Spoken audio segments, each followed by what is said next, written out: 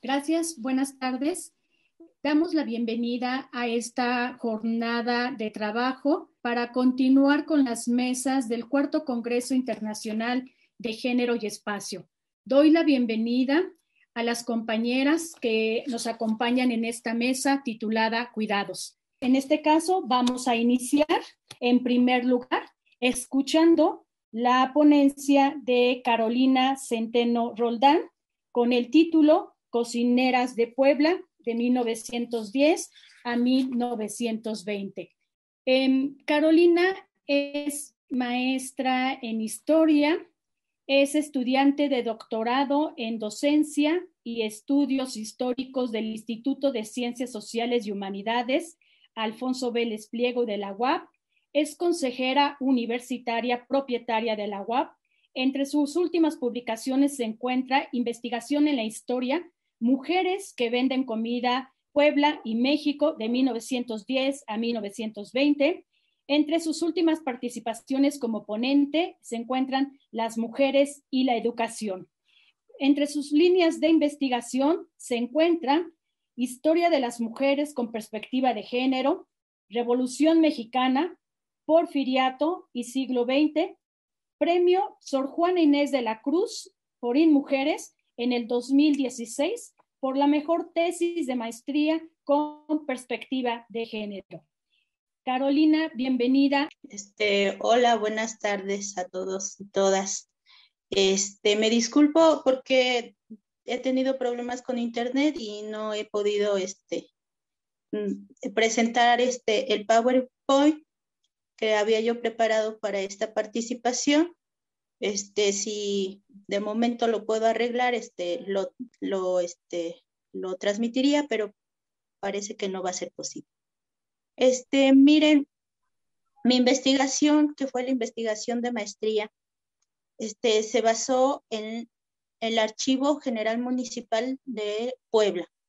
En este archivo, lo que yo buscaba en ese entonces, 2014, era recabar información sobre el trabajo de las mujeres que estaban realizando en torno al movimiento revolucionario. ¿Qué es lo que estaba pasando? ¿Cuáles habían sido los ritmos y los trabajos que las mujeres habían podido, a los trabajos a los que las mujeres podían acceder en ese entonces, entre 1910 y 1920, considerando que el movimiento armado ya representaba dificultades, ¿no?, para que las mujeres pudieran tener mayor acceso a otros espacios.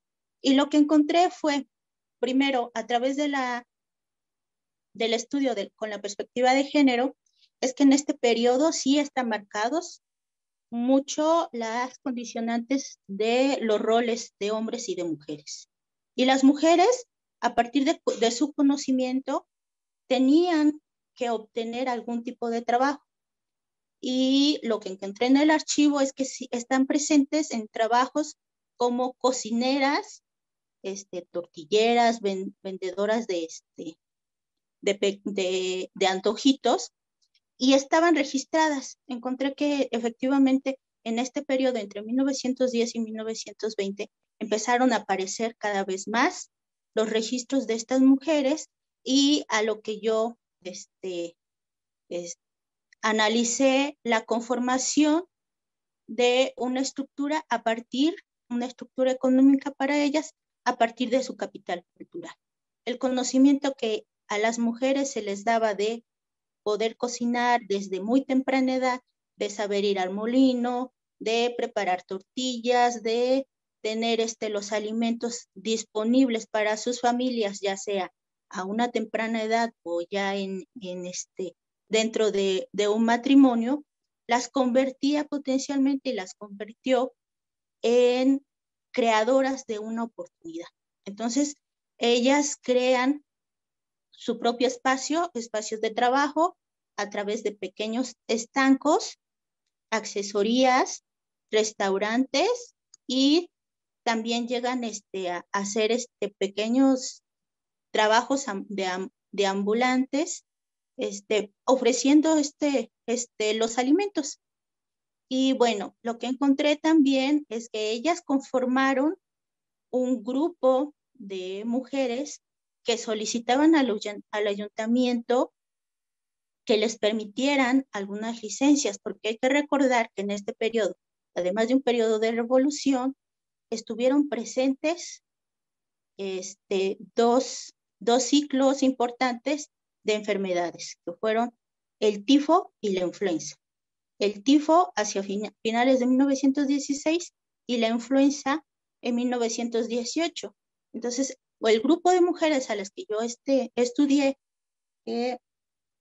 estamos hablando de un grupo de hasta 50 mujeres, deciden organizarse a través de un abogado y meter solicitudes al ayuntamiento para que les permitiesen licencias, no las multaran por estar fuera de los espacios cerrados como una accesoría y permitirles el trabajo del ambulantaje. Bueno, pues entonces alrededor, no sé si conozcan la ciudad de Puebla, la capilla más importante, porque es barroca completamente, la capilla del Rosario, que está a unas cuantas cuadras del Zócalo. En ese entonces tenía un conjunto de pequeños estancos locales, más o menos ubicados, y lo que logran ellas es que se les alumbre y se les haga limpieza. No la limpieza que ellas debieran hacer dentro de sus locales para mantener y preparar sus alimentos, sino la limpieza total de la calle, tener perfectamente limpia la calle de tierra, polvo, basuras, y logran eso, la luz y la limpieza, y siguen trabajando. En otra oportunidad, lo que veo que también es importante señalar es que las mujeres, a través de estos espacios, logran su participación de la Revolución Mexicana. ¿Qué quiero decir? Hay una mujer que se llama Carlota Ordóñez. Carlota Ordóñez tenía un estanco donde vendía tortas en torno al Zócalo de la ciudad de Puebla. Al frente de Catedral y en una esquina del Zócalo, ella vendía tortas. Pero además, ella fue más allá. Con la revolución, su compromiso fue la repartición de panfletos y también del mismo libro de la Asociación Presidencial, el mismo que escribe Madero. Entonces, lo que vemos con ella es que se la llevan a la cárcel en varias ocasiones, aparece en el registro del ayuntamiento como señorita. Cuando se le acusa, se la lleva a la cárcel en 2 ocasiones, los registros la toman como señorita, la señorita Carlota Ordóñez, por la repartición de panfletos y el libro de sucesión presidencial, ha tenido que cerrar y se le ha llevado a la cárcel. Después, unos años más tarde, pero también dentro de este mismo periodo, entre 1910 y 1920, ya aparece un representante legal de ella, un abogado. Revisando un poquito más la documentación, encontramos que efectivamente el abogado que la defiende era su marido.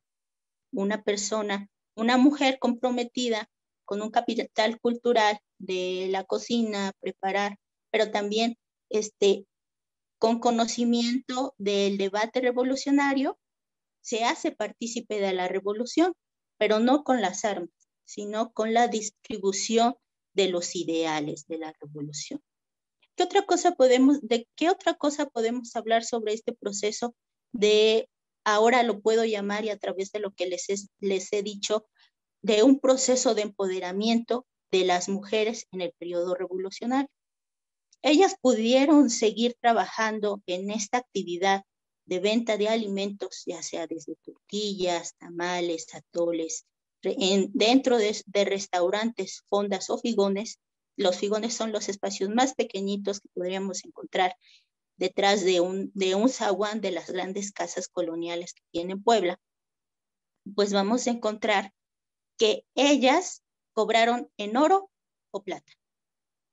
esta moneda les permitió continuar con su trabajo. Ellas no permitieron que nadie les pagara en moneda circulante de papel, porque ya sabemos que el proceso revolucionario cambiaban las autoridades y llegaban con su moneda, volvían a cambiar las autoridades y cambiaban esa moneda, y a ella no les servía, porque entonces no tenía moneda para adquirir los insumos que ellos necesitaran dentro de sus negocios. Este es otro punto importante de resaltar y con el que podemos perfectamente enlazar que en este proceso hubo un proceso de empoderamiento de mujeres. Quizá no de todas, porque no todas le entraron al negocio de la venta de alimentos, pero sí de un grupo importante dentro de la ciudad.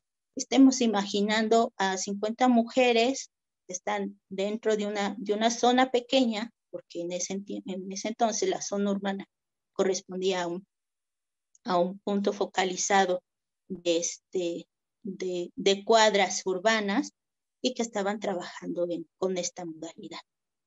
¿Qué otro punto importante hay que reconocer dentro de este proceso?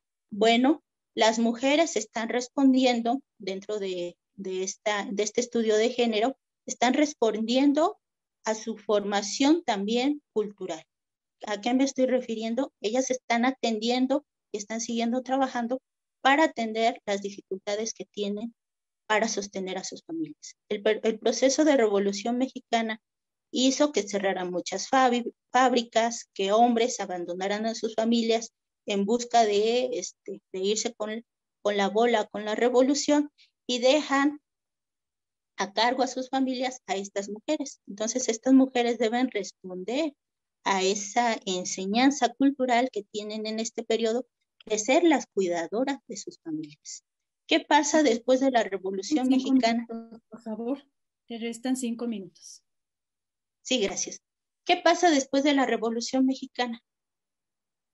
Como en muchos otros procesos de guerra que no son propios de la ciudad de Puebla, sino a nivel mundial, las mujeres tienen que regresar y se las obliga a regresar a sus espacios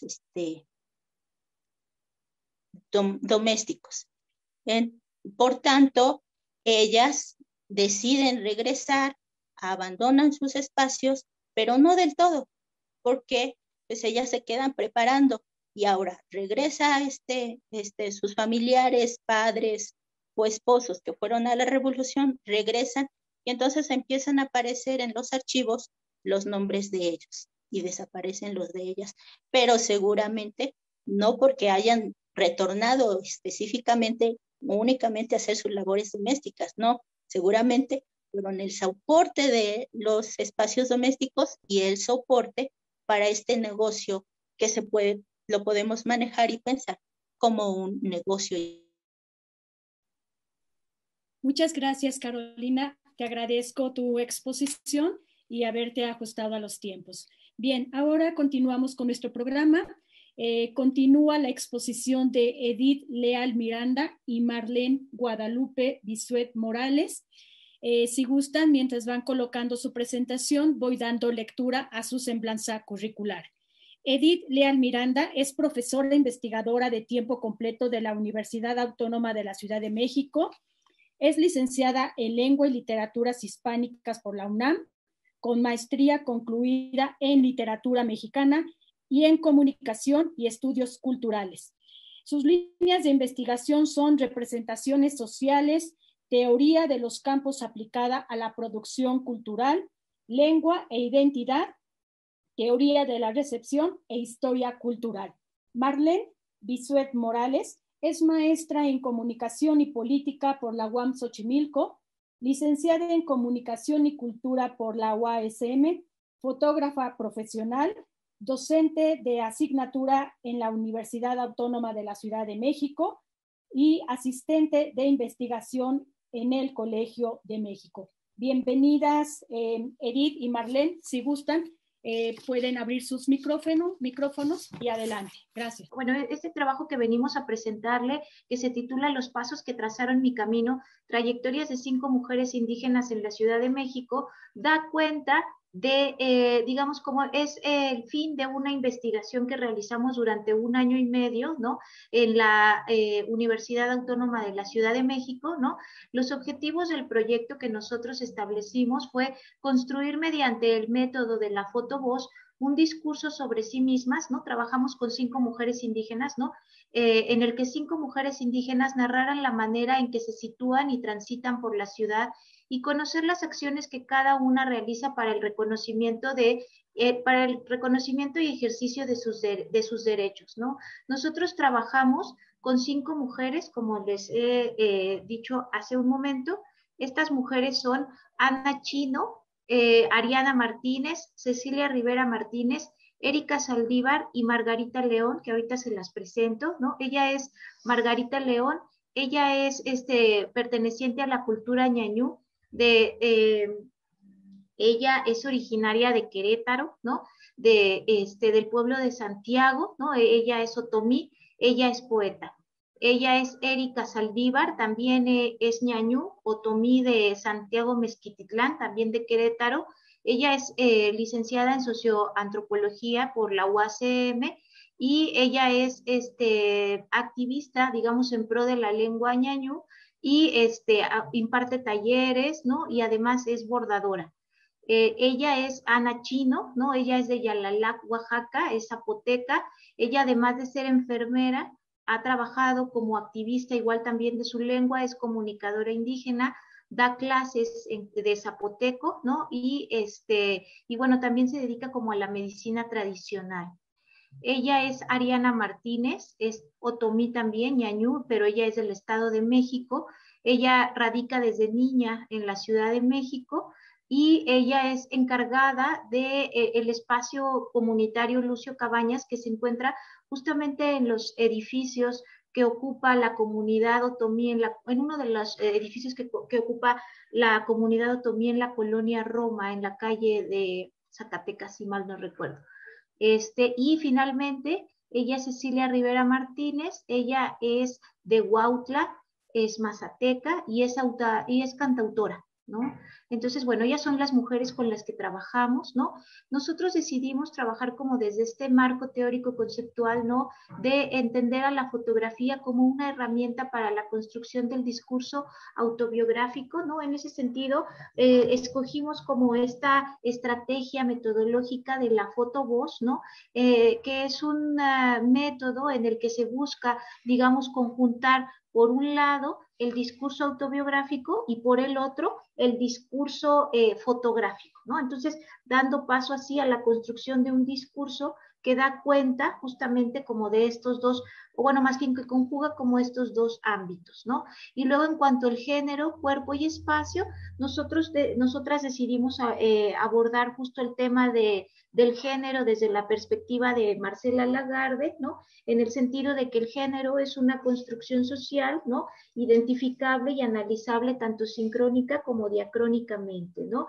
Entendemos el género como una visión de mundo específica. Ahora, por la cuestión como de la intersección, ¿no? Que aquí se da sobre todo entre la parte del género y la parte del ámbito de lo étnico y la clase social, nosotras sobre todo estuvimos trabajando con teorías de pensadoras como Gladys Utzul y Aura Cumes, ¿no? Que son pensando sobre todo que su discurso teórico, ¿no? Está enfocado en hablar justamente de este tipo de mujeres que han sido racializadas y subalternizadas, ¿no? Entonces nos importaba como mucho situar justo la especificidad de las mujeres con las que estábamos trabajando, pensando que sobre todo son mujeres migrantes, ¿no? En la Ciudad de México, que justamente no han tenido como de todos estos avatares de discriminación y racialización, ¿no? Entonces, bueno, en ese sentido, ya lo he explicado, ¿no? La estrategia metodológica que nosotros seguimos fue la de la fotovoz, que es una técnica de investigación sociocultural que combina el uso de la fotografía con la acción comunitaria desde una perspectiva participativa. Cabe señalar que nosotras, digamos, como en este proyecto de investigación, sobre todo podemos hablar como de 3 etapas, ¿no? En la primera etapa, nosotras, bueno, digamos como la etapa 0 es como la etapa de contacto. Luego en una primera etapa nosotros trabajamos en entrevistas a profundidad con cada una de las autoras de manera aislada, ¿no? Es decir, de manera independiente realizamos 5 entrevistas a profundidad.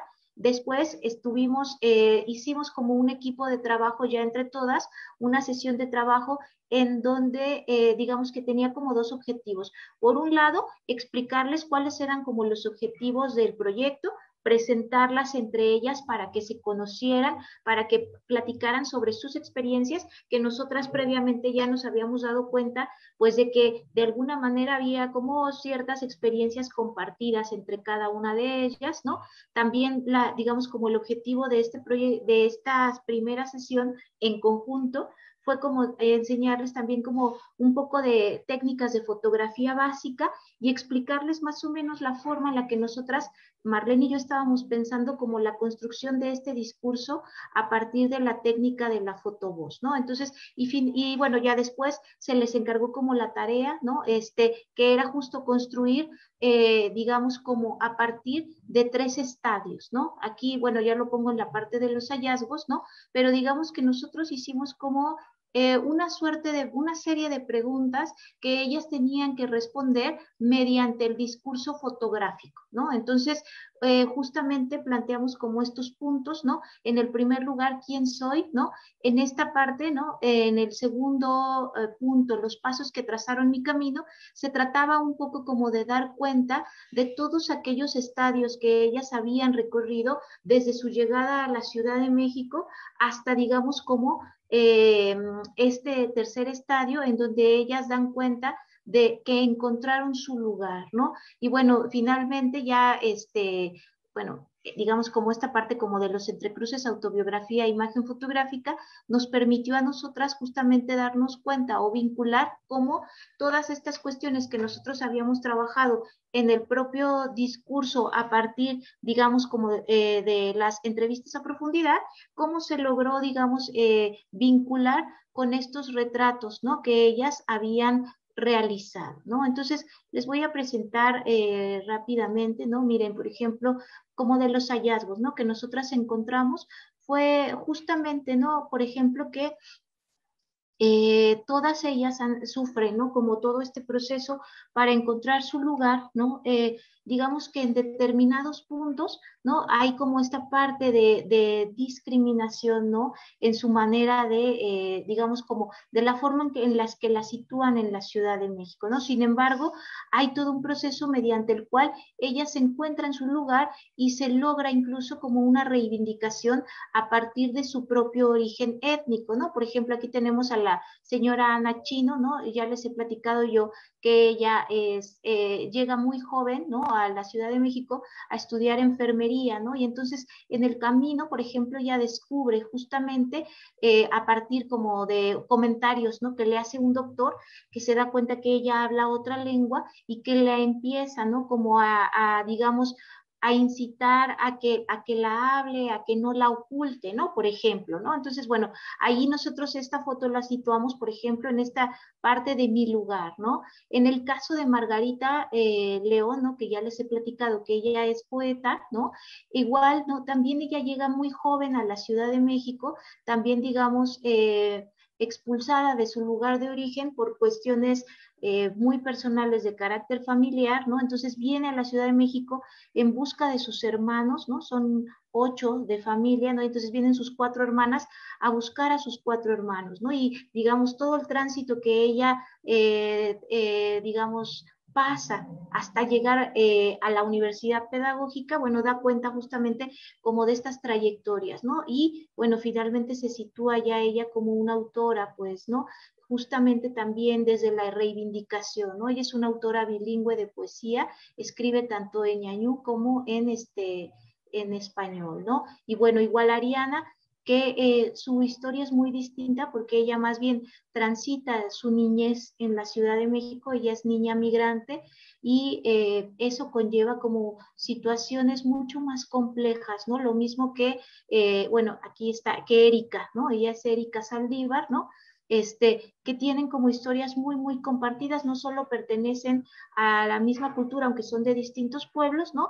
Pero sus historias de vida son como muy semejantes, ¿no? Entonces, bueno, aquí tenemos a la señora Ana Chino, ¿no? Hay una cuestión bien interesante que ellas, digamos, en esta construcción de sus fotorrelatos, ¿no? Nosotras les habíamos propuesto que ellas elaboraran sus fotos, sin embargo, ellas deciden también recuperar fotos de sus álbumes familiares, ¿no? Aquí tenemos una foto, por ejemplo, de Margarita, ella tiene mucha familia en Estados Unidos, entonces digamos que su tránsito está como en triángulo, ¿no? Está de Querétaro, o sea, de su pueblo, Santiago de Anaya, la Ciudad de México, pero también Estados Unidos, ¿no? Por ejemplo, es una de las fotos que recupera Ana Chino, que es del viaje que ella realiza de Yalalac a la Ciudad de México. Dice, esta foto la tomé cuando me salí de mi pueblo, ¿no? Igual aquí está una foto, esta creo que es de Erika, ¿no? Y bueno, por ejemplo, ¿no? Aquí también, cuando nosotros les preguntábamos, perdón, ¿sí? 5 ¿Ya? minutos me resta. ¿Un minuto? 5 okay. minutos. Perdón, ok. Entonces rápido me apuro. Aquí está, ¿no? Por ejemplo, Ana Chino, justamente, ¿no? En la Ciudad de México, con su traje tradicional, ¿no? Y vimos, por ejemplo, ¿no? Que uno de los espacios donde que ellas construyen como sus espacios de seguridad son estos espacios, digamos, como laborales que les dan, digamos, como la oportunidad de sentirse orgullosas de la actividad que realizan, ¿no? Esta es Erika Saldívar y está impartiendo como talleres, ¿no? Entonces, aquí tenemos, bueno, fotos como de las que les decía, recuperadas más de los álbumes familiares, ¿no? Finalmente, ¿no? Como conclusiones, podemos decir que la construcción del discurso fotográfico a partir de la técnica de la fotovoz presenta un área de gran oportunidad como herramienta para el estudio de distintos aspectos, tales como la identidad y la migración, que la autorrepresentación permite cuestionar los discursos establecidos sobre el ser mujer e indígena, permite observar cómo las desigualdades por su condición de género, etnia y clase atraviesan su biografía y que el representarse a sí mismas es una acción política en tanto que las coloca como protagonistas de sus historias, les devuelve al derecho a mirarse y mostrarse desde su perspectiva. Y bueno, esta es como unas últimas fotos, ¿no? Fotos que recuperamos, ¿no? Y bueno, pues muchas gracias. Muchas gracias, Edith, por tu exposición y por ajustarte a los tiempos. Mil gracias. Bien, continuamos entonces con nuestro programa. Ahora damos la voz a Dora Cecilia Sánchez Hidalgo. Ella es investigadora de tiempo completo, académica de la carrera, licenciada en Relaciones Internacionales por el Colegio de México, maestra en Artes y Ciencias Sociales por la Universidad de Chicago, doctora en Historia de América Latina por la Universidad de Chicago. Es integrante del Sistema Nacional de Investigadoras nivel candidata. Entre sus líneas de investigación se encuentra historia urbana en América Latina, políticas de modernización y gobierno local, del porfiriato a la revolución e historia de las migraciones y desarrollo de los mercados urbanos de los siglos XIX y XX. Adelante, Dora, por favor. Buenas tardes, muchísimas gracias. Mi presentación es también una investigación, digamos, en proceso, como leyeron amablemente de mi currículum. El periodo que yo estudio va del porfiriato a la revolución, pero esta propuesta que tengo aquí va más bien ya enfocada en la revolución. El título de la propuesta se llama Un huequito donde vivir, mujeres y prostitución en la huelga inquilinaria de Veracruz, México. En esta presentación lo que quiero es compartirles algunas reflexiones metodológicas sobre todo y teóricas para debatir una cuestión de la historiografía que tiene que ver con la manera en que abordamos un evento por un lado y la manera en que al tratar la historia de las mujeres volvemos a, digamos, a a encerrar a las mujeres en categorías de su tiempo por tratarnos de cuidar de no hacer anacronismos. Y yo creo que en este sentido, analizar los procesos y los eventos históricos utilizando la categoría de género como un instrumento analítico es muy útil, pero también cruzándolo con las cuestiones espaciales, sobre todo en grupos llamados subalternos, ¿no? Como serían, por ejemplo, las clases populares que iniciaron la huelga inquilinaria.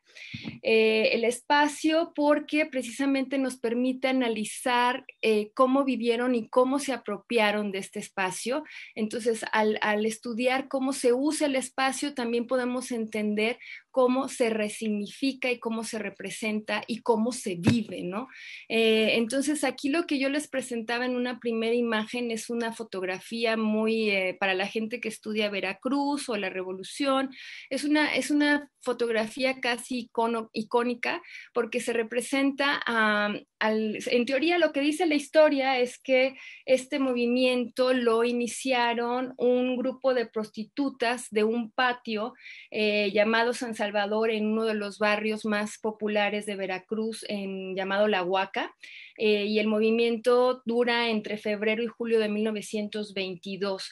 En la fotografía les ponía yo en el centro de la fotografía está un hombre que es Herón Proal, que se supone fue quien lideró, quien organizó a las prostitutas, y es un personaje muy, digamos, particular porque es un hombre muy alto, era de herencia española, su papá había sido un sastre, era anarquista, y alrededor de él están todos este grupo de prostitutas y la foto se les tomó cuando les dieron unas tierras para fundar una colonia comunista en 1922. La fotografía es interesante porque todas las mujeres tienen un sombrero y están ataviadas de una manera muy particular, lo que da la sensación de que se están representando a sí mismas como un grupo con una identidad particular, ¿no? Entonces, el movimiento tiene como todos los elementos para ser narrado como un evento casi novelesco de película, ¿no? Porque está el héroe, está la persecución de la policía, cómo toman los patios, pero mi propuesta lo que quiere es volver a revisar este evento y repensar, bueno, ¿quiénes eran estas mujeres? Porque a final de cuentas el movimiento crece, se unen inmediatamente a ellas más de la participación de 120 patios, o sea, esto es una población importante, y se mantienen en la presión política a través de no pagar la renta, ¿no? Y de hecho es muy interesante también porque en la historiografía no es mucha de la historia de la huelga inquilinaria ya a nivel nacional, Veracruz es como el foco donde inicia el movimiento. Y sin embargo, ya que les dan la colonia a este grupo, como que desaparece la participación de las mujeres y después hacen los sindicatos inquilinarios y ya llega hasta 1940, como que hay muchos vacíos.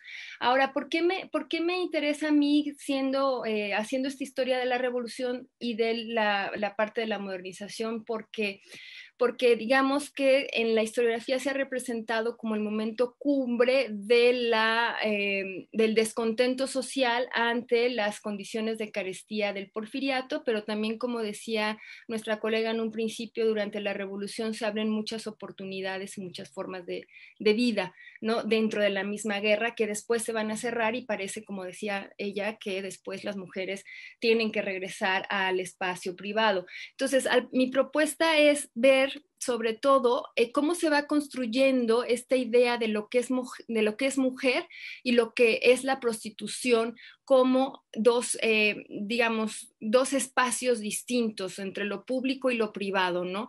Entonces, la mujer como la construcción de lo femenino, cómo sucede esto en la moral victoriana, pero me parece interesante porque al final de cuentas mi argumento es que al verlo solamente como un movimiento organizado por las prostitutas, uno se identifica como un grupo digamos, con una identidad propia, y por otro lado se reduce el movimiento a un descontento inmediato que se relaciona con, digamos, un evento simbólico, ¿no?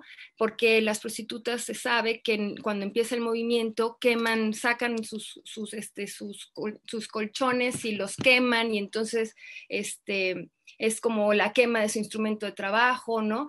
Pero en realidad mi argumento es que si nosotros podemos analizar este evento y tratar de comprender las tendencias históricas que vienen desde el porfiriato con esta moral victoriana y cómo se da la diferenciación de las mujeres, y aquí hay una interseccionalidad de las mujeres de clase alta, las mujeres que son puras y castas, que están en su casa, los ángeles del hogar, como les llamaban, y las mujeres que están en la calle, pero que en realidad esa idea de los ángeles del hogar es un ideal, digamos que al mismo tiempo genera opresión y frustración en ese intento de alcanzar el ideal de la mujer del porfiriato, ¿no? Entonces, esta división entre los dos espacios lo que nos lleva es que la historia del movimiento como un movimiento organizado por prostitutas no nos permite ver toda la complejidad que ese movimiento implicó en las formas de vida y las formas de habitar la ciudad, ¿no? Con esto me refiero que el movimiento inquilinario de los patios debe entenderse también desde los patios. ¿Qué eran los patios, no? ¿Qué era este espacio y cómo, digamos, los podemos encontrar? Y esta es la otra tendencia histórica más profunda, ¿no? Los podemos encontrar desde la colonia, ¿no? Porque eran lugares que son muy diferentes a las vecindades, aunque digamos que podemos comparar varios puntos. ¿Diferentes en qué sentido? En el sentido de la construcción espacial. Para empezar, son en una sola planta, ¿no? En el centro están los lavaderos y es alrededor donde están los cuartos, entonces realmente el centro se convierte en eso, en un patio de convivencia, ¿no? Y no hay pasillos, no hay escaleras, estos puntos de cruce son muy diferentes entonces, ¿no? Ahora, si nosotros vemos en el largo plazo cómo era la manera de habitar estos patios, podemos empezar a comprender cómo eran espacios que iban acorde al ritmo de vida en un puerto de entrada, donde digo, si vemos esta tendencia más a largo plazo desde la colonia y toda la historia del puerto de Veracruz, donde realmente la traza urbana no se expandió sino hasta el porfiriato. Entonces, tratar de ver el espacio de los patios como este lugar donde podían llegar y habitar tanto los migrantes, la población flotante, las mujeres de diferentes edades, ¿no? Donde se vaciaban cuando había, digamos, la temporada baja de la navegación. Eran como un palpitar de la ciudad estos espacios. Entonces, lo que yo estoy tratando de perfilar en mi investigación tiene que ver con esta relación, a ver, es aquí donde estoy tratando de cruzar las dos cuestiones del género y el espacio. Por un lado, durante el porfiriato se va creando esta noción de que la mujer de la calle, la mujer pública, es, digamos, la mujer que está inmersa en un mundo, ¿no? Donde es muy fácil caer en el pecado, ¿no? Entonces hay un momento en la crisis de la revolución donde la línea entre la prostitución como digamos, un trabajo de refugio, como llaman algunas autoras, es como muy tenue, ¿no? Pero con esta idea de la moral victoriana, donde la diferencia era en teoría muy clara, entonces si eso lo cruzamos con la cuestión del espacio como el patio donde vivían las clases populares, entonces podemos empezar a cuestionar y mirar hacia adentro de los patios como estos espacios que servían como válvula para diferentes formas de habitar. Entonces, los patios no eran nada más más bien, mis hipótesis tienen que ver con que en los patios se formaban comunidades de soporte, de redes de apoyo, donde vivían a lo mejor varias mujeres de diferentes edades y los hombres eran una población menos constante, porque recordemos que estos lugares eran de renta, precisamente por eso es la huelga inclinaria, nadie está hablando de cuestiones de propiedad, ¿no? Aquí. Entonces, el patio abre la posibilidad de imaginar otro tipo de relaciones entre mujeres, otras formas de entender el amor, otras formas de entender el apoyo, otras formas de relacionarse con los hombres. Y estos argumentos los quiero basar sobre, bueno, digamos, aparte de la evidencia que he encontrado, es en las formas de habitar estos patios, son los juicios criminales con los que he trabajado, muestran cómo eran las mujeres, y esto es una constante en la historia de Veracruz. Por un lado, eran una fuerza laboral muy importante, constante en la ciudad. Por otro lado, eran las mujeres las que tenían, digamos, al ser las que estaban más tiempo en la ciudad, eran a las que por lo regular los dueños de los patios conocían. Y este es un factor fundamental, porque muchos de los juicios de lo que nos hablan es que, por ejemplo, muchos hombres que se veían, ¿cómo se llama?, involucrados en algún juicio criminal, siempre apelaban a las mujeres de una u otra manera para mostrar o para argumentar que eran hombres honorables, ¿no? Como por ejemplo, en varios casos es como le pueden preguntar a mi casera, o mi amacia vive ahí, aunque él era un migrante temporal, ¿no? O mi esposa vive ahí. Entonces, digamos, la propuesta es como desmitificar esta idea, no porque el evento no haya surgido de un patio de vecindad donde las prostitutas se organizaron, sino tratar de voltear a ver en el espacio cómo se fue transformando esta idea de lo que representa la mujer como lo femenino y lo puro, cómo en realidad en la vida cotidiana de los patios, la vida de la gente que habitó esos lugares era muchísimo más compleja en términos de las redes de apoyo que ahí se generaban, ¿no? Y que de hecho es lo que también explica cómo el puerto de Veracruz durante tanto tiempo la expansión territorial no fue tan acelerada como en otros puertos. ¿Y por qué? Porque eran los patios donde se permitía o donde, digamos, se generaban estas redes de apoyo para los migrantes.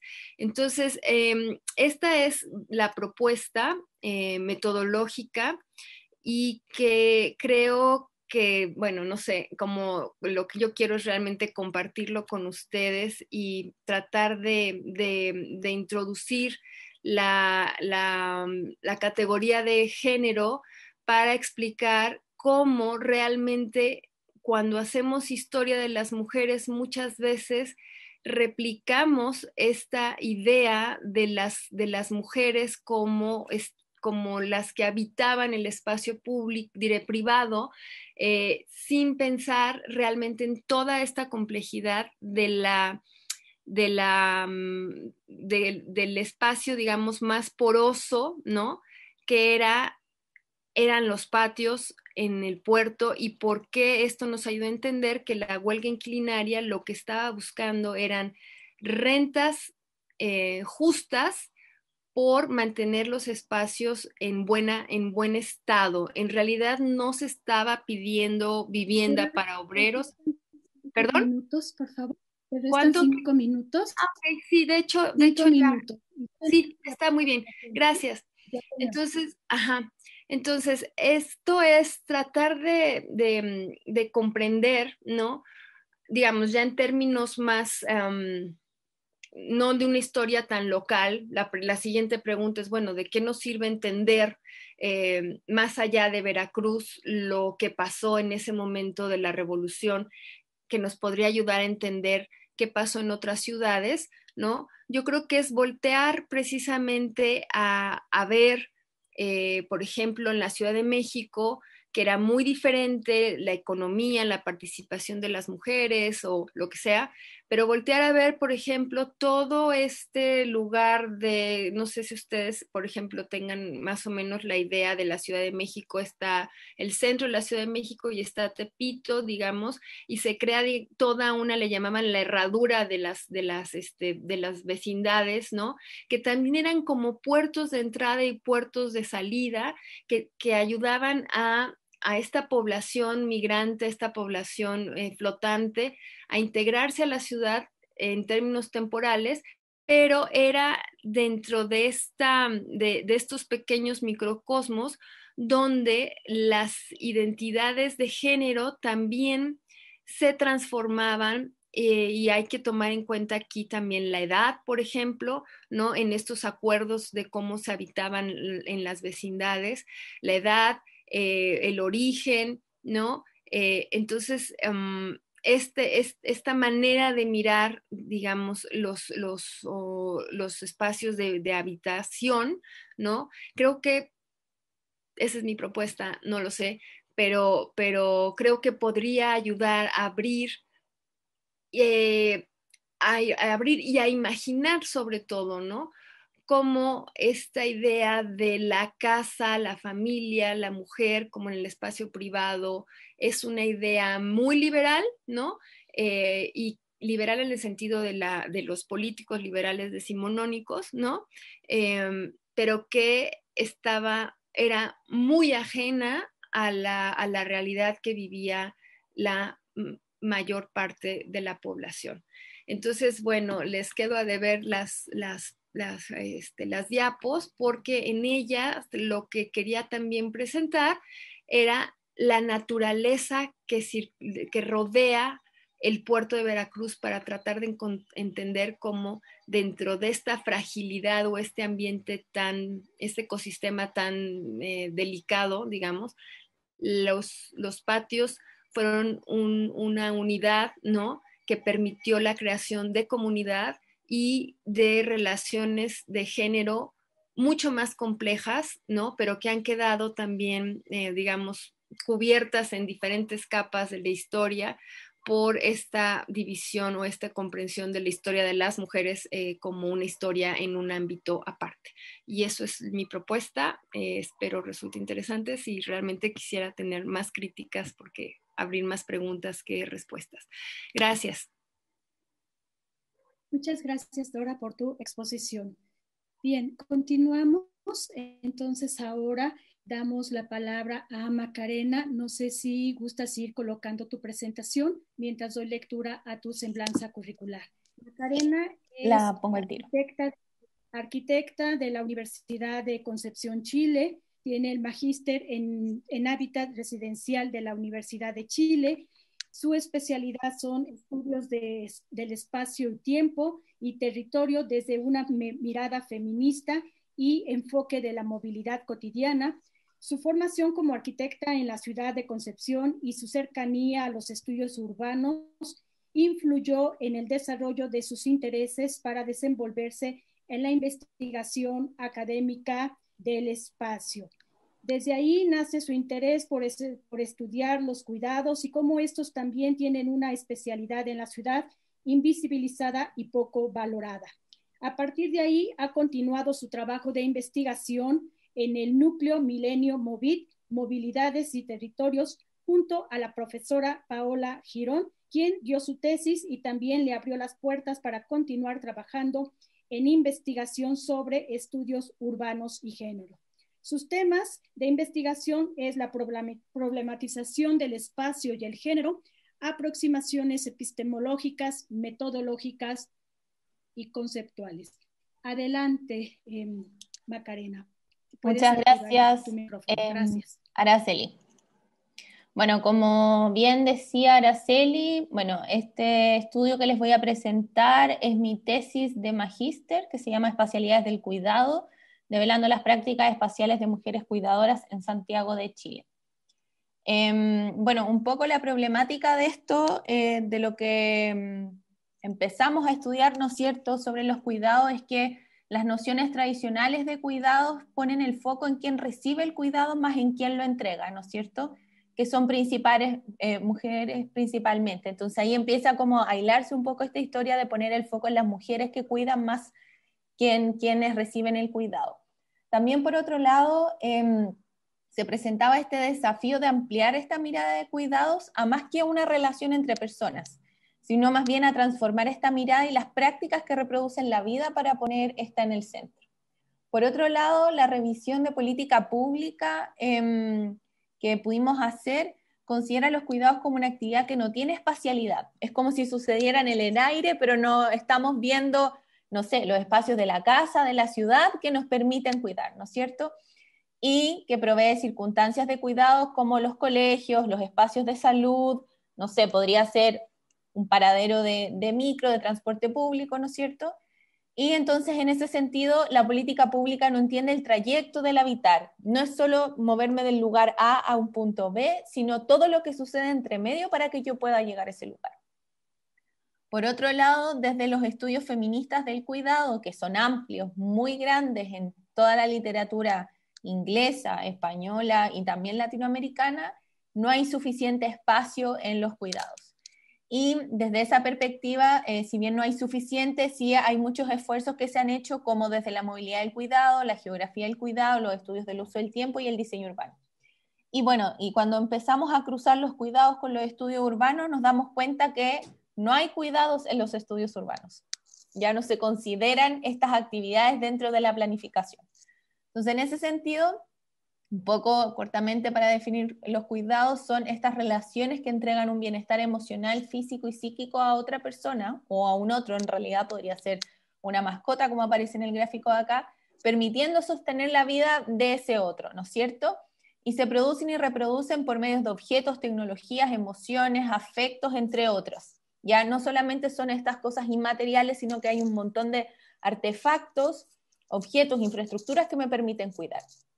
Y se caracterizan por ser interdependientes, recíprocos, corresponsables, relacionales, ecodependientes y tienen espacio y tiempo. Sin embargo, nosotras podemos entender que cuando nosotras hablamos de cuidado existe esta inequidad donde se demuestra el poder social, económico, de género y donde todas estas variables se van entrecruzando, ¿no es cierto? Y van entregándole una experiencia única a cada persona que la vive.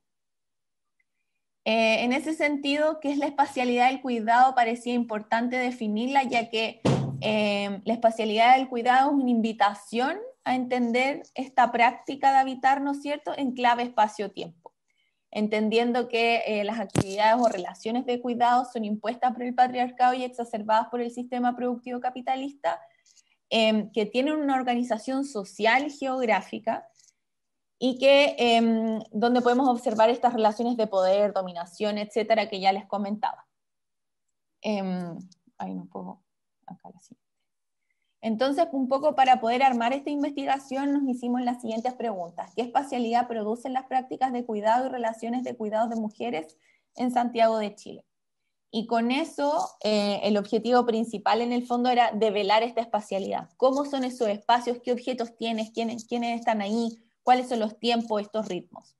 Entonces, de ahí surgen tres objetivos, ¿no es cierto? Uno es describir estas prácticas de cuidado, otro es caracterizar estas cadenas de cuidado, es decir, todo este enjambre de personas y cosas que me permiten cuidar, y también analizar estas percepciones de las mujeres cuidadoras.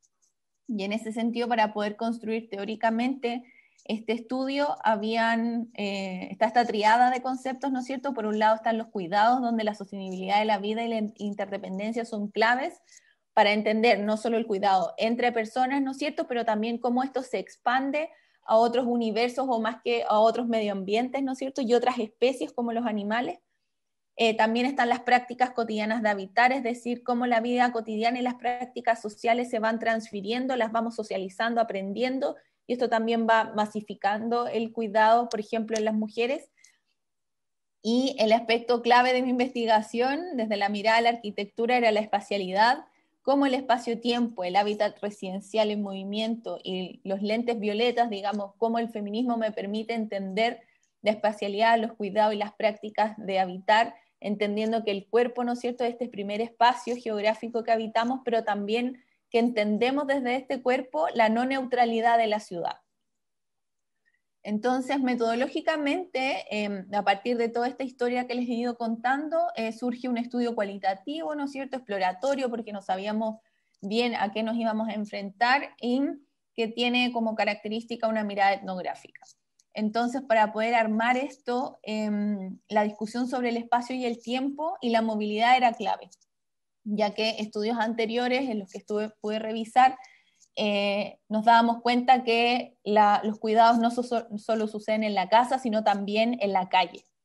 Ya lo importante de esto era para poder retratar, ¿no es cierto?, este cuidado en movimiento o las etapas de este cuidado, eran las técnicas de producción de la información. Por un lado estaba el sombreo, ¿no es cierto?, donde yo acompañé a estas mujeres que cuidan en su cotidiano, en sus casas, en la ida a la tienda, al supermercado, a buscar a los niños al colegio, y cruzado con la entrevista, que en el fondo es una entrevista semiestructurada que se basa más en la conversación a medida que se va dando la confianza, ¿no es cierto?, con esas mujeres.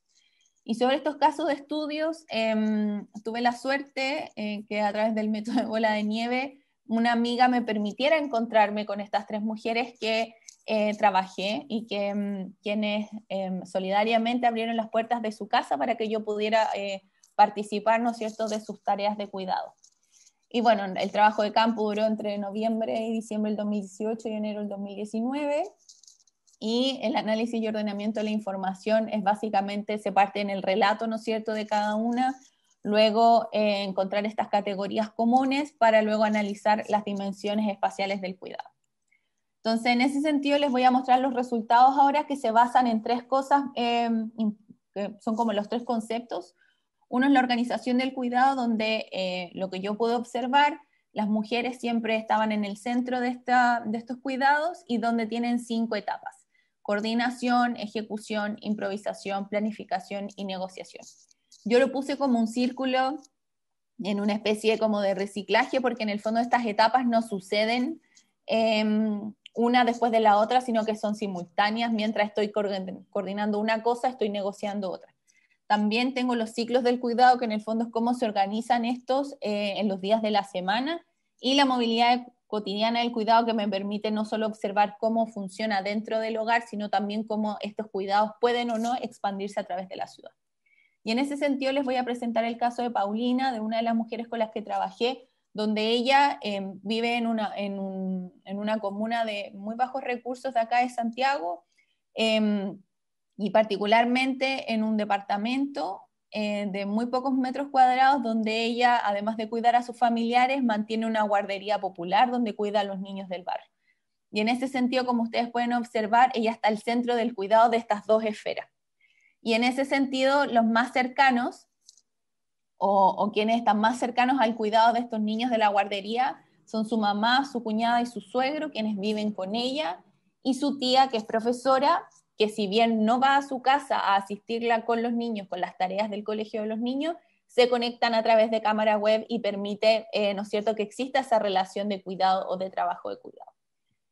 Y en ese sentido, el marido de ella está en una esfera más lejana, ya que su participación cotidiana en el hogar no existe prácticamente, porque él trabaja fuera de la casa, y esa es la situación.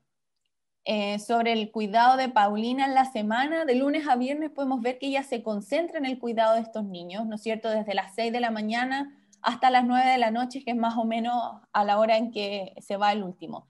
Sin embargo, el fin de semana cambia radicalmente, ¿no es cierto?, se van los niños de la guardería. Sin embargo, están los cuidados familiares, y en específico estos cuidados familiares se tornan en base a 3 actividades. La primera es acompañar a su madre a vender a la feria. La segunda es pasar la tarde con sus sobrinos y su familia. Y la tercera es todos los domingos ir a ver a su hermano a la cárcel. Entonces, en ese sentido, para que Paulina pueda hacer esta cantidad de actividades, acá en este gráfico yo retraté el día de Paulina, un día en específico donde ella tiene que entrar y salir de la casa para ir a buscar unos niños a un punto de encuentro que tienen con la persona que los lleva en el furgón escolar. Entonces, desde las 6 de la mañana más o menos hasta las 11:50, ella practica el cuidado en la casa, digamos, con los niños, haciendo actividades, etc. Y a esa hora, de las 11:50, entra su mamá en este relevo del cuidado para que Paulina pueda salir a buscar a un niño a una plaza donde acuerda con el chofer del furgón y se los trae caminando de vuelta. Entre la 1 y la 1:30 sigue practicando esta tarea de cuidado. En el fondo, a esa hora en Chile se almuerza, se preparan esas cosas, los niños tienen que comer para los que les toca ir a la jornada de la tarde, pero entre medio ella tiene que volver a salir a buscar a sus sobrinas al colegio. Y así es un poco la dinámica durante el resto del día. Ajá. 5 minutos. Ya, me voy a saltar entonces. Entonces, las dimensiones del cuidado que yo puedo encontrar son 4: las escalas, las materialidades, interconexiones y espacios del deseo. Y en ese sentido, las escalas tienen que ver con que cada persona habita una ciudad o un barrio o ambas, ¿no es cierto?, a medida que me permite moverme o no a través de ella, y el espacio común que tienen en la escala virtual. La otra dimensión son las materialidades, donde están las casas, los celulares, los televisores, los autos, todos estos objetos e infraestructuras me permiten cuidar, ¿no es cierto? Las interconexiones, que es en el fondo esta serie de cosas que existen en la ciudad, como las viviendas, el colegio, el transporte público, la plaza, el furgón, me permiten cuidar, y hay una cadena de cuidados que permite que este niño vaya y vuelva al colegio. Y finalmente, los espacios del deseo, que creo que es un área muy importante de revisar, que en el fondo es toda esta carga laboral que estas mujeres comentaban del cuidado, se transforma en un deseo, ya, es decir, actividades al aire libre, cambiar la casa, ampliar la casa, tener estabilidad emocional, etc. Y finalmente, bueno, las conclusiones las organicé en 3 partes que tienen que ver con los objetivos del estudio, ¿no es cierto? Cómo son estos encadenamientos de la movilidad cotidiana, los encadenamientos de personas, cómo estas metodologías nos permiten, ¿no es cierto?, indagar en esta cotidianidad que parece tan común, pero parece muy poco común, por ejemplo, para la política pública. También me ha permitido profundizar en los estudios urbanos de cuidados con una mirada feminista, es decir, entregar más herramientas y más conocimiento, o descubrir este conocimiento para poder avanzar, ¿no es cierto?, en mejores políticas públicas, y cómo a través, desde el estallido social que sucede en 2019 en Chile, y que no ha terminado en el fondo, y con esta pandemia, el cuidado se activa como una esfera muy clave en el desarrollo de la vida, y que hasta el minuto o hasta hace un tiempo atrás no era tema, no era importante de conversar, pero que ahora parece ser que toda nuestra vida está girando sobre estos cuidados y que nos ha afectado a todos de distintas maneras. Eso, muchas gracias.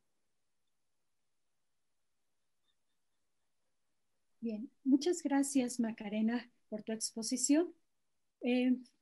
Continuamos. Ahora damos la palabra a Kenia Miroslava Rodríguez Castillo. Kenia Miroslava Rodríguez Castillo es maestra en seguridad alimentaria en la Universidad Abierta y a Distancia de México. Es estudiante de maestría en medicina social en la Universidad Autónoma Metropolitana. Es licenciada en nutrición humana por la Universidad Autónoma Metropolitana. Entre sus investigaciones se encuentran la categoría género en el programa de protección, apoyo y promoción a la lactancia materna del Estado de México, informe sobre algunas expresiones de la realidad sociosanitaria en la Ciudad de México, y el derecho a la alimentación frente al problema de la obesidad en México. Entre sus temas de interés destacan derecho a la alimentación, desigualdades socioterritoriales y lactancia materna. Entre sus subtemas se encuentran la problematización del espacio y el género, aproximaciones epistemológicas, metodológicas y conceptuales. Adelante, Kenia. Bueno, mi nombre es Kenia Rodríguez y hoy les voy a presentar el trabajo de la perspectiva de género en el programa de protección, apoyo y promoción a la lactancia materna en el Estado de México. Bueno, para plantear el problema, quisiera destacar la importancia de la leche humana, ¿no? Es el mejor alimento para el recién nacido, ya que incluye todos los nutrientes necesarios para el desarrollo adecuado durante los primeros 6 meses de vida. Es su primera vacuna. También va a prevenir para el infante la desnutrición, el sobrepeso, obesidad y diabetes. Y en el caso de la madre va a reducir el riesgo de cáncer de mama y ovario. De acuerdo con la OMS, si todos los infantes fueran amamantados, cada año se salvarían 820,000 vidas en el mundo. A pesar de que la OMS recomienda que sea el 50% de la población o más que reciba la lactancia materna durante los primeros 6 meses de vida de manera exclusiva, a nivel mundial solo el 43% lo hace, en Latinoamérica el 32% y en México el 28.6%. De acuerdo a esto, en México se han desarrollado diversas estrategias para aumentar la lactancia materna. En el 2014, la Estrategia Nacional de Lactancia Materna surge y en el 2018 el Programa de Protección, Apoyo y Promoción a la Lactancia Materna del Estado de México, que es el que se evaluó. Y a pesar de los esfuerzos de México de llegar al 50%, muchas veces los programas de salud invisibilizan los determinantes sociales que impiden amamantar, y en este caso sería la categoría género, que esta nos va a permitir explicar la disminución de la lactancia a partir de las desigualdades que surgen de su práctica. El objetivo de la investigación fue evaluar el uso de la categoría género en el programa antes mencionado. Y antes de comenzar con un poquito en el programa, me gustaría dar como una breve introducción acerca de la categoría género y la perspectiva de género. Bueno, tenemos que el sexo son las características físicas, biológicas y anatómicas que van a definir a los seres humanos como macho y hembra. Y el género van a ser el conjunto de características sociales, culturales, políticas y psicológicas que van a determinar la forma de hablar, el modo de vestir, el comportamiento social y las actividades que se realizan. De acuerdo al sistema sexogenérico, tenemos 3 características que son importantes, que es polarizado, que solo distingue que solo hay 2 sexos, que es dicotómico, que va a oponer lo masculino a lo femenino y que va a estar jerarquizado. Es decir, que en el espacio público se va a sobrevalorar lo masculino y se va a devaluar lo femenino. Este último lo vamos a poder ver en el caso de la lactancia materna, que a continuación voy a explicar cuáles son las barreras que se han identificado en la lactancia materna. Primero, tenemos que hay diferencias biológicas entre hombres y mujeres. Los pechos femeninos producen leche. Entonces, a partir de esa diferencia biológica, se responsabiliza a la mujer de la alimentación del infante. Vemos que entre las barreras se han destacado 5, ahorita vemos 3 y en la siguiente diapositiva otras 2. De manera individual, es que la madre debe de aprender las técnicas, ¿no? No puede, no porque el hecho de ser mujer ya sabes amamantar. No, debes de aprenderlo. Tiene que tener casi una disponibilidad absoluta, ¿no? Porque el infante se va a alimentar de 2 a 3 horas, ¿no? Y también va a implicar un desgaste físico y emocional. Requiere trabajo. Entre otras cosas, han habido cambios que son barreras para la lactancia. En este caso, la entrada en el campo educativo y laboral, que se ha postergado la maternidad y el número de hijos, y también que al entrar a trabajar tiene una correlación negativa con la práctica de la lactancia, ya que los espacios de trabajo no consideran el rol productivo y reproductivo de la mujer. Es decir, que la mujer debe de estar en casa, por lo tanto la lactancia se considera una práctica privada y doméstica. Por otra parte, existen otra barrera que serían las masculinidades, que es, por ejemplo, la poca participación en el cuidado de la familia del hombre. Por ejemplo, vemos que, de acuerdo con datos del INEGI, que las mujeres sin hijos dedican 30 horas a la semana al hogar y con hijos 40 horas. En el caso de los hombres sin hijos, 8.5 horas y cuando tienen hijos, 9 horas. O sea, es una diferencia abismal. Vemos también que existe una doble jornada para la madre, el tener que trabajar, la entrada al campo, tanto laboral, eso no quitó que siguiera con los cuidados de la familia. Tampoco los programas de salud consideran la tríada madre, infante, padre. Y también está otra parte que es la sexualización de los pechos femeninos, ¿no? Y los mirones de la lactancia, en el que el espacio público se ve mal que las mujeres amamanten. Hay varios casos en México de que se les ha pedido a las mujeres que no amamanten en estos espacios públicos, ¿no? La siguiente.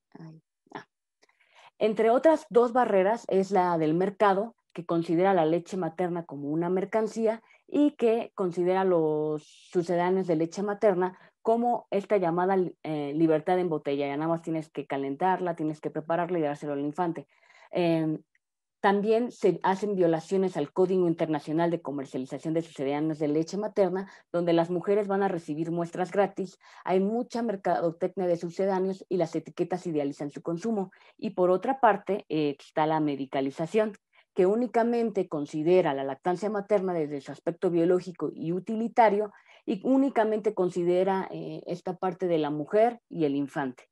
No considera los determinantes sociales que atraviesa la mujer, porque muchas veces amamantar puede ser lo mejor para el bebé, pero no para la madre, y responsabiliza a la madre como de la alimentación del infante. Asimismo, a pesar de que considera la importancia de la lactancia materna, también se promueve la lactación y el uso de sucedáneos. Entonces, ¿cuál es la importancia o la justificación de utilizar la categoría género en las políticas de salud? Es que va a permitir identificar y visualizar las situaciones de discriminación y desigualdad. Vamos a poder reflexionar y criticarlas y tomar acciones para modificarlas. Entre algunas de las características que debe tener una política en salud que utilice la categoría género es que no debe utilizar género como sinónimo de sexo, debe usar lenguaje incluyente, no debe reproducir o fomentar la discriminación por sexo o género y debe promover la salud de la mujer como un fin en sí mismo y no como un medio para beneficiar la salud de las demás personas. En este caso, la metodología fue evaluar el uso de la categoría género del Programa de Protección, Apoyo y Promoción a la Lactancia Materna, considerando 3 aspectos importantes: cómo conceptualizan los beneficios de la leche materna, cuáles son las causas que consideran de la baja prevalencia y las propuestas para aumentar la lactancia. Se utilizó el esquema de comunicación de Laswell y Nixon y análisis de contenido mediante una estrategia deductiva y es un estudio cualitativo. Se utilizaron estos 6 puntos, que fue la selección del objeto de análisis dentro de un modelo de comunicación, preanálisis, definición de las unidades de análisis, establecimiento de reglas y códigos de clasificación, desarrollo de categorías y la integración final de los hallazgos. Todo esto se hizo con el software de análisis cualitativo de datos Atlas-T versión 7. En cuanto a los resultados, tenemos el esquema de comunicación de Laswell y Nixon y vemos que el Programa de Protección, Apoyo y Promoción a la Lactancia Materna del Estado de México fue hecho por la Secretaría de Salud del Estado de México y que con la intención de disminuir la mortalidad, morbilidad y desnutrición de niños menores de 5 años, así como mejorar la salud de la madre. Esto con el propósito de promover la lactancia materna en un documento oficial que va del 2017 al 2023 y que está dirigido a las instituciones y profesionales de la salud y asociaciones civiles. Y se justifica con que el Estado de México es el estado con mayor nacimientos, que existe una falta de información sobre la lactancia y que existen adversarios que son los servicios de salud privado y las empresas comercializadoras de sucedáneos. Todo esto con la finalidad de establecer a la lactancia materna como política pública. En cuanto a los resultados, en cómo se observa o cómo ven a los beneficios de la lactancia materna, únicamente menciona que lactar establece un lazo afectivo, es útil y puede disminuir los costos de salud. También menciona que es la forma más adecuada y natural y que está disponible en todo momento y es estéril. ¿Esto qué quiere decir? Que únicamente el programa distingue a la lactancia desde su aspecto biológico y no se aprecian las dificultades que puede tener para la madre amamantar, ya que no es quizá la leche es lo mejor para el infante, pero no para la madre. En cuanto a las causas que reconoce el programa, reconoce 5: la falta de partida presupuestal para un programa, la falta de difusión de los beneficios de la lactancia, la poca difusión de las leyes, la limitada capacitación del personal de salud sobre las técnicas y las violaciones al Código Internacional. Es decir, ninguna de las barreras que mencioné anteriormente las considera como causas que puedan disminuir a la lactancia materna.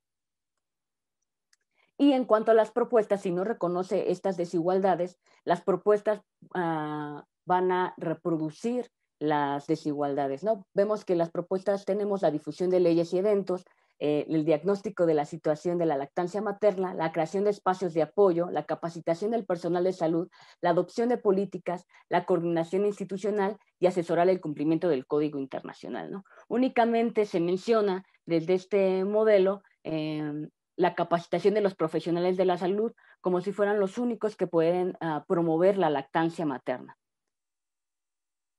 Finalmente, vemos que existe también dentro del programa la reproducción de los estereotipos de género. Dentro de su marco normativo mencionan algunos programas o leyes que promueven eliminar las desigualdades de género. Sin embargo, en ninguna de las propuestas de este programa describe las desigualdades como posibles causas de la disminución.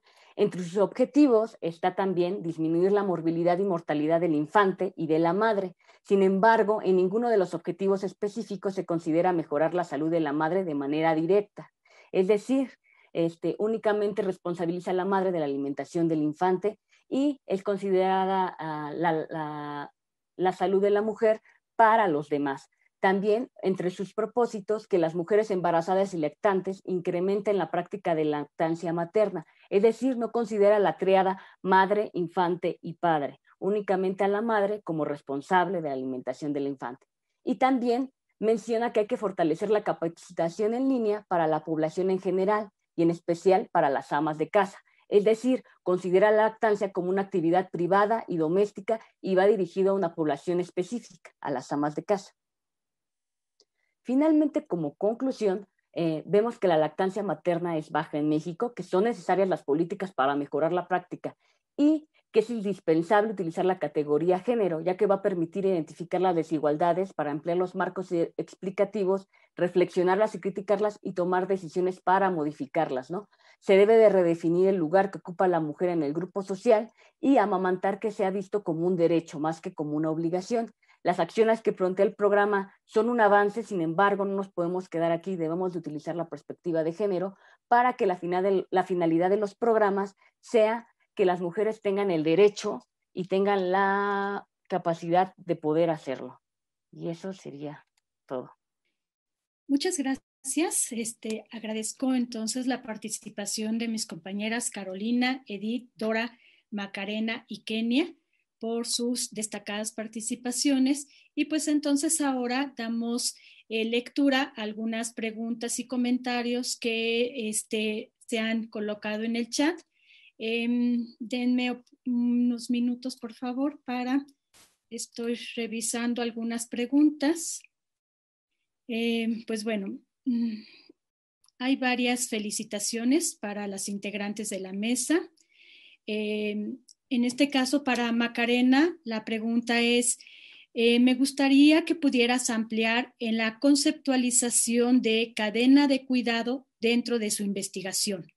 También para Macarena, ¿podrías platicarnos un poco sobre las emociones y afectos que surgen en las prácticas de cuidado y el papel del cuerpo? Felicitaciones por tu trabajo. Entonces, si gustas, Macarena, dar respuesta a estas preguntas. Sí, muchas gracias por la pregunta y por los saludos. Bueno, el concepto de cadenas de cuidado igual es grande. Ahí están las cadenas y las redes, así para contextualizar un poco, internacionales y nacionales, ¿no es cierto?, dentro de cualquier nación. Y en mi caso, yo las contextualicé a la ciudad, pero cómo estas cadenas trascienden las personas. En el fondo uno podría pensar que las cadenas familiares son las únicas que residen en el fondo o son las que funcionan. Pero a mí me interesaba saber cómo funcionaban esas cadenas familiares, entendiendo la familia como nuclear, pero también estas otras personas que aparecen en las familias y que no necesariamente tienen relación consanguínea, ¿no es cierto? Pueden ser amigos, pueden ser profesores, pueden ser otras personas que también cumplen roles de cuidado. Y también me interesaba ver cómo esa cadena se materializa. Entonces, por eso en las interconexiones yo les mostraba que para que ese niño salga de su casa, vaya al colegio y por la tarde pueda estar donde su cuidadora, que era Paulina, había una cadena de personas que permitía eso, desde su madre que lo iba a dejar al colegio, ¿no es cierto?, quien después era retirado por una persona que es como un transporte público-privado, se llama furgón, que lo llevaba donde Paulina a este punto de encuentro. Ahí ya teníamos 3 personas evidentes en el cuidado, más las personas que trabajaban en el colegio, y no es cierto, esta infraestructura que era desde la casa donde vive este niño, el transporte público, el colegio en sí mismo, la plaza, la calle, etc. Esa era un poco mi idea, como tratar de ampliar que esta cadena está suscrita a un montón de otros objetos y cosas que me permiten cuidar. Y sobre los afectos, yo diría que fue uno de los descubrimientos inesperados de mi investigación, ya que ahí el tema no tenía que ver con el afecto y con el deseo necesariamente, sino que parte como el conflicto de la sobrecarga por el cuidado cotidiano. Pero me fui dando cuenta, y a través de las conversaciones que pude tener con las mujeres que participaron, es que esa sobrecarga iba acompañada de un deseo como de transformación, que eso era lo más lindo que pude encontrar, y también creo que es una posibilidad política, como no dejar de soñar ni de desear para transformar algo, ¿no es cierto? Ya sea para mí misma o para quienes están conmigo. Entonces, en ese sentido, también era un deseo que está cruzado por la clase, ¿no es cierto?, por el género, por mi nivel educacional. Yo trabajé con mujeres de distintos estratos socioeconómicos, entonces a partir de ahí, por ejemplo, Paulina, que era de un nivel socioeconómico bajo, ella deseaba esta casa nueva o cambiarse de barrio, porque donde ella vive el narcotráfico es muy grande, es muy duro, entonces siempre viven con miedo, encerrados en el departamento, y el deseo de cambiarse, de que las niñas no tuvieran que compartir pieza con su mamá y con su abuelo, como que ahí se iban materializando estos deseos que además me di cuenta que tienen espacio. En cambio, con la mujer que trabajé, que tenía un nivel socioeconómico más alto, ella deseaba como el espacio público, porque su vivienda ya estaba resuelta de alguna forma, ya estaban esos espacios para cada uno, los metros cuadrados quizá eran suficientes, no había problema con el día a día, con la comida, con esas cosas, había alguien que le permitía, ¿no es cierto?, cocinar, que ella no cocinara, entonces ella deseaba el espacio público, salir a hacer actividades al aire libre, y yo creo que eso, como ya lo dije, creo que es la capacidad transformadora que tiene investigar estas cosas, pero también como una transformación política, no solo saber que existe ese deseo. Muy bien, muchas gracias. Bien, Alberto Alexis, pues felicita a todas las ponentes, menciona que todos los temas abordados han sido de gran interés e importancia. Para Dora, pues las felicitan por su excelente exposición. Preguntan dónde pueden consultar su trabajo. También pues mencionan que si tendrá alguna cartografía para entender esta aproximación del espacio en los patios de vecindad y la Agencia del Espacio Público. Adelante, Dora. Sí, pues en realidad es una investigación, como decía, más amplia, porque mi trabajo anterior se ha enfocado sobre todo en los mercados públicos y a través del análisis de la política fiscal para ubicar cómo es ese espacio, ¿no? Entonces esto espero publicarlo pronto, ¿no? La cartografía sí la tengo y es ubicar los patios es un poco complicado, tengo algunos ubicados, tengo otros mapas que estoy tratando de terminar, sobre todo porque en el siglo XIX, bueno, no, a principios del siglo XX, es realmente cuando empieza a haber más quejas sobre, por ejemplo, los lugares de mujeres públicas, ¿no? Porque cambia, las tienen como súper localizadas, porque no sé, en el Porfiriato ya hay toda una serie de registros de las prostitutas, pero tengo un mapita de las calles donde había ubicados algunos, porque en la prensa empieza a haber muchos artículos de que se quejaba la población, bueno, la gente decente, y también lo estoy tratando de ubicar. Y la otra cuestión es que ya con unos proyectos de arquitectos, pero ya en 1930, como quieren reformar la ciudad, hacen unos censos, entonces es, digamos, el archivo más rico que tengo, ¿no? Pero también lo estoy trabajando para compararlo con lo que tengo de 1920. Pero realmente es sorprendente, bueno, si me preguntas de la cartografía es porque sí es un trabajo medio titánico y la otra, digamos, fuente son los archivos notariales, pero ahí nada más he podido trabajar con 2. Entonces, pues ahí es como ir sacando poquito a poquito, pero sí es una pregunta fundamental porque es ubicar los patios en los diferentes, digamos, las calles, ¿no? Porque también estaba como muy definido por ser una ciudad donde había mucha, pues el comercio, ¿no? Las calles, las tiendas de primera categoría y ya el mercado. Entonces ahí podemos ir ubicando la categoría de los patios, ¿no? Pero como digo, sí es un trabajo en proceso, entonces espero publicarlo pronto y sobre todo empezando con las memorias que salgan de aquí. Pero gracias. Sí, muchas gracias. También Alma Rosa Sandoval menciona, pues, interesante el tema de los patios. Ella menciona todas las personas que llegaban de provincia a trabajar a la Ciudad de México, llegaban a esas vecindades de Tepito, de la colonia que rodeaban a esta zona. Muy cierto, entonces, ¿no? Sobre justo esta explicación que nos abordas. Ok, gracias. Muchas gracias por el comentario. Bien.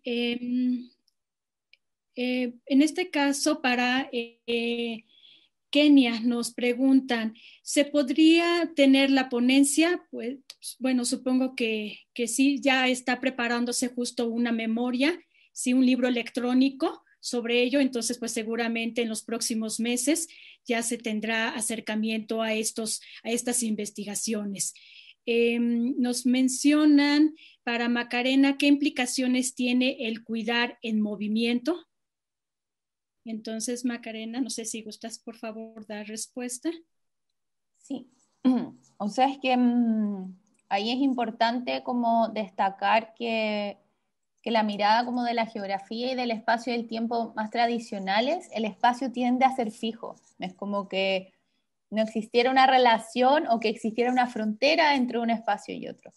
Sin embargo, cuando uno mira desde la movilidad, te vas dando cuenta que a medida que nosotros nos movemos, vamos produciendo espacio y el espacio existente también nos produce a nosotros. Entonces, cuando nosotros miramos el cuidado desde esa perspectiva, nos vamos dando cuenta que el cuidado no es solo una situación que ocurre dentro de las cuatro paredes de la casa, ¿no es cierto? Como donde los niños juegan, que en mi caso era observar cómo estas mujeres cuidaban a los niños, pero o donde ellas cocinan, o cómo cocinan, cuáles son las estrategias, por ejemplo, si corro la mesa porque hay más niños, pero durante el día apego la mesa a la muralla porque necesito el espacio, ¿no es cierto? Porque mi casa no es grande, entonces necesito espacio. Y esa necesidad de espacio también la puedo observar a medida que me muevo en la ciudad. Entonces, cuando nosotros miramos los cuidados desde ahí, desde el enfoque de movilidad, me voy dando cuenta de que esa necesidad de espacio requiere de una vereda que sea lisa a lo mejor, que me permita un desplazamiento libre, o que la mujer o la persona que empuja un coche o un adulto mayor que anda en silla de ruedas, o una persona nomás que anda en silla de ruedas, necesita que el espacio sea lo suficientemente amable para que se puedan mover por la ciudad. Sin embargo, nos damos cuenta de todo lo contrario, que es muy difícil subirse al transporte público con un coche, o que una persona en silla de ruedas pueda acceder como libremente, o salir de una estación de metro, o bien ir a comprar, coordinar su cotidiano, es muy complejo, pero de eso nos damos cuenta cuando miramos la vida cotidiana desde el enfoque de movilidad. Entonces así vamos ampliando, ¿no es cierto?, esta geografía que no está solamente encerrada en las cuatro paredes del hogar. Sí, muchas gracias. Bien, no tenemos ninguna otra pregunta, entonces no sé si ustedes quieran emitir algún comentario final, algunas reflexiones finales en estos últimos minutos que nos quedan de la mesa. No sé quién quiera tomar la palabra para emitir algunos comentarios finales.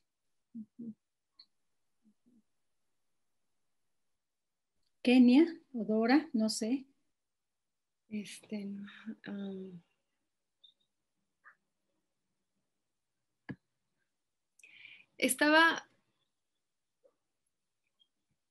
¿Puedo tomar la palabra?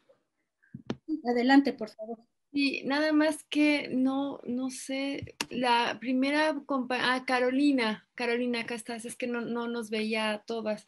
Me pareció muy interesante tu ponencia y me quedé con la duda, este grupo de mujeres con los que tú trabajaste, estas 50 mujeres, en los archivos, digamos, ¿cómo las encontraste? ¿No? Había, digamos, un gremio de mujeres cocineras o nada más las ubicaste en el espacio o había algún documento de comunicación entre ellas o simplemente encontraste todos estos casos tú de manera separada en los archivos? Esa sería una pregunta. Y la otra también, digamos que la parte donde termina la guerra, ¿no? Que es algo que vemos en todo México y como bien dijiste en otras guerras internacionales, como la guerra al mismo tiempo que genera espacios o digamos de sobrevivencia, también son como oportunidades, pero en el México revolucionario pues regresan a su casa, ¿no? Entonces, pero tú dices, ¿cómo cambia la relación de género? Bueno, la relación es con el marido, ¿no? Y en ese empoderamiento, las mujeres cocineras, cómo también experimentan esta posibilidad de desarrollar su propio negocio, ¿no? Me queda un poco la duda ahí de cómo lo viste o a través de qué documentos lo estudiaste. Eso sería. Y la otra, pues quiero felicitar mucho a todas, ¿no? Pero ahí sí que porque estoy jalando agua para mi propio molino a Macarena, me parece súper interesante la manera en que abordas el problema. Y digo, ya en historia, pues quisiéramos poder hacer etnografía, pero no, me hace pensar mucho en esta cuestión de los patios, ¿no? Y el espacio de la ciudad, sobre todo la relación de las mujeres que empiezan a tener, digamos, no en términos de cuidado, pero más bien de la fuerza laboral, la relación con el puerto, ¿no? Cómo la manera en que cambia el espacio urbano con la construcción, la ampliación del puerto, ¿no? También cambia la posibilidad de que las mujeres se relacionen en este espacio que dices de movilidad. Entonces, gracias por tu exposición, creo que me ayuda mucho a pensar otras cosas. Y bueno, eso sería, y gracias a todas. Gracias, Dora. Carolina, si gustas tomar la palabra. Gracias a todas por esta mesa tan enriquecedora. Me parece que estamos pisando duro con la perspectiva de género, que es algo bien importante, ¿no? Nos hace ver con otros lentes la realidad. Pero respondiendo a las preguntas que me hace Dora, bueno, en el archivo, tú sabes que los documentos, todos están organizados por la dinámica de un ayuntamiento. Entonces, en esta dinámica, pues están organizadas las solicitudes, las licencias, con una cronología de cuándo fueron solicitadas, cuándo se dieron las licencias, dónde están las multas, y entonces hay que revisar todos los libros, ¿no? De 1900, un poquito antes, 1908 hasta 1915, que son los documentos que encuentro, 1925, perdón, que encuentro en el archivo, y pues hay que organizar la información, ¿no? Ir agrupando, y efectivamente hay documentos en donde ya, después de algunos peripecias que viven las mujeres, porque además en este periodo se busca que las mujeres dejen de trabajar en espacios donde se expidan bebidas alcohólicas, cerveza, pulque y otros, y ellas empiezan a organizar y aparece no es gremio, porque aún no logran organizarse como tal, pero sí es un conjunto de mujeres a las cuales los va a representar un abogado. Quisiera decir, también hice el estudio comparativo con la Ciudad de México, y en la Ciudad de México sí lograron organizarse como sindicato. Entonces, pero hay que cuenta aquí mucho las dimensiones de la población, ¿no? En la ciudad de Puebla es un gremio pequeño, 50, no llega a rebasar los 100, y en la Ciudad de México llegamos a encontrar hasta 800 establecimientos. La segunda es como me di cuenta de que efectivamente había una reorganización. Bueno, a partir de termina la revolución, se expiden nuevas licencias y aparecen los nombres de ellos, ubicadas en los mismos establecimientos donde ellas estaban. Yo creo que esa es una deuda que tengo, porque no he geolocalizado los locales. Y sí hay suficiente información como para decir, en las calles de Santo Domingo hay tantos establecimientos, en Palafox y en otras calles están representadas. Y a partir de esa información de las ubicaciones de los establecimientos, pues me doy cuenta que efectivamente están llegando los maridos, los padres y o los hijos, quienes están tomando la representación del negocio. Y por mi parte es todo. Muchas gracias, muy interesante la mesa. Gracias, Carolina. Macarena, no sé si quieras comentar algo a lo expresado por Dora. Sí, bueno, primero dar las gracias por esta instancia. Creo que el cuidado y el espacio atraviesa cada una de estas investigaciones desde perspectivas muy distintas y quizás desde distintas disciplinas, y en ese sentido, lo que decía Dora, me llamaba mucho la atención ese patio, como que no me lo imagino, pero me lo imagino. Me imagino que ese patio de alguna forma moldea las formas de habitar de esas mujeres, ¿no es cierto? Como un poco uno podría hablar como alrededor de la cocina, me imagino que es un poco lo que pasaba con Carolina, ¿no es cierto? En cómo estas mujeres encontraron una idea, un nicho, ¿no es cierto?, en la cocina.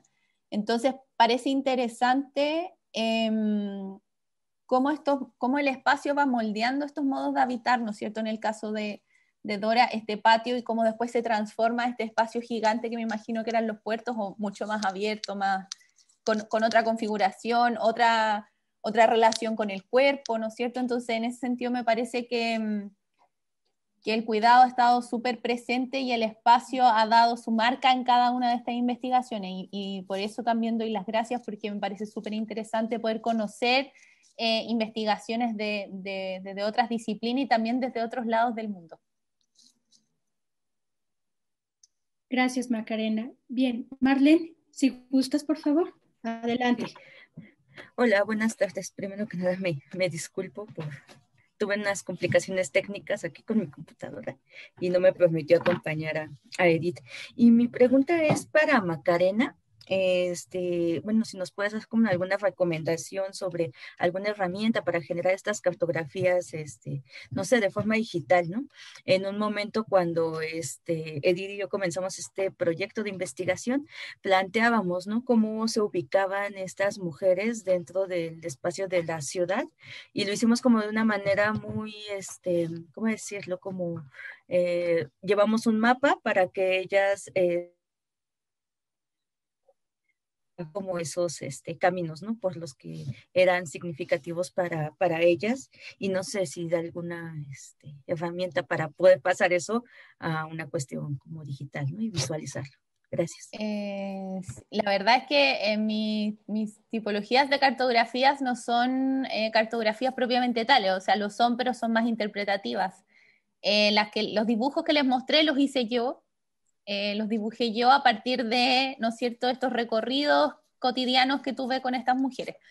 Ahora bien, quizás algo que puede simplificar, porque yo creo que si bien yo estudié arquitectura y tengo como ese complemento quizás con el área del diseño, creo que siempre es interesante abrirse, por ejemplo, a la invitación del dibujo, cómo podemos representar lo que nosotras queremos representar, ¿no es cierto?, a través de una imagen creada por cada una. Ahí uno también deja algo de su propia cosecha en el fondo, ¿no es cierto? Si una imagen es más grande o es más pequeña, tiene que ver como con la representatividad que cada una le entrega. Pero ya lo más práctico, algo que me ayudó mucho fue ocupar una aplicación como la que ocupan los deportistas para guiar su camino en el fondo. Entonces, mientras yo hacía el recorrido, ocupé esta aplicación para no tener que fijarme por dónde iba caminando, como recordar este trayecto quizás que era muy largo, porque algunos implicaba cruzar la ciudad completa, pero sí así podía poner mi atención en cómo el espacio afectaba a este recorrido en el fondo, o sea, como si la micro iba llena o el metro iba lleno, qué pasaba con el niño, cómo se comporta el niño en un espacio lleno de gente, o cómo caminan cómo estaba la vereda, el estado de la acera, ¿no es cierto?, si estaba rota, si estaba en buen estado, si era oscuro, si había mucho sol. Creo que eso permite, o sea, ocupar la tecnología a nuestro favor para poder ocuparnos quizás de esos detalles que, prestando la atención de cuánto dura el recorrido o por qué calle giré, de repente no es lo más importante, sino es ver como esos momentos que te van afectando el recorrido, donde uno podría decir, esta persona tomó una decisión porque a lo mejor esta calle es muy oscura, entonces se va por otra. De repente eso sale en el relato, pero también es interesante ver la contradicción que se genera entre la práctica y el relato, es decir, estoy haciendo una cosa, pero a ti te estoy diciendo otra. Entonces, quizás es bueno ocuparse de la tecnología para poder hacer o sea, tener más puesta la cabeza en lo que quizás hay que poner, que es la observación y en lo que está ahí y en el relato. Eso. Gracias. Muchas gracias. Gracias, Macarena. Pues bueno, si no hay más, pues daríamos por terminada esta mesa. Nuevamente. ¿Puedo preguntar una cosa?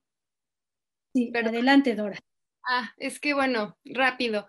Yo quería preguntarle y comentarle a Kenia, porque me llamó mucho la atención. Hace, no voy a decir cuánto, pero mucho, o sea, 20 años, yo me acuerdo, trabajé en un proyecto de una manera muy parecida a la que trabajaste tú, Kenia, que era sobre la mortalidad materna. Y parece que me están retumbando los oídos, pero fue hace 20 años.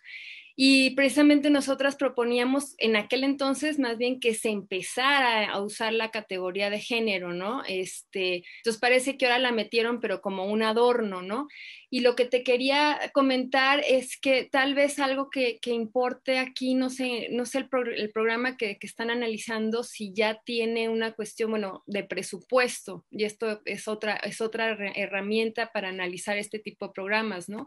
O sea, ver en qué sí están gastando, ¿no? O sea, cuál es el discurso de género y cómo lo están usando para legitimizar su proyecto o el programa ante el público en general, ¿no? Pero en realidad analizar ya en los rubros que realmente están gastando para ver para qué están haciendo ese programa, ¿no? Entonces, digamos, eso es una idea que todo el tiempo que estabas hablando me retumbaba en la cabeza, ¿no? Qué hábiles son para seguir haciendo lo mismo. Entonces, bueno, no sé, a lo mejor solamente es una idea ahí que vuela, pero muchas felicidades de volver a marcarlo. Eso es todo. Muchas gracias. Kenia, ¿quieres?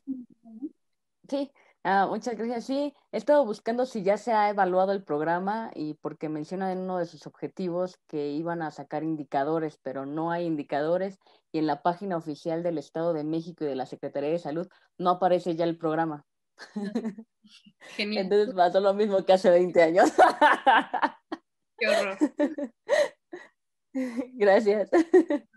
A ti. Bueno, pues muchísimas gracias nuevamente por su asistencia, a las personas que nos siguen y pues muchísimas gracias y buena tarde para todos y todas. Gracias. Hasta luego. Mucho gusto. Hasta luego.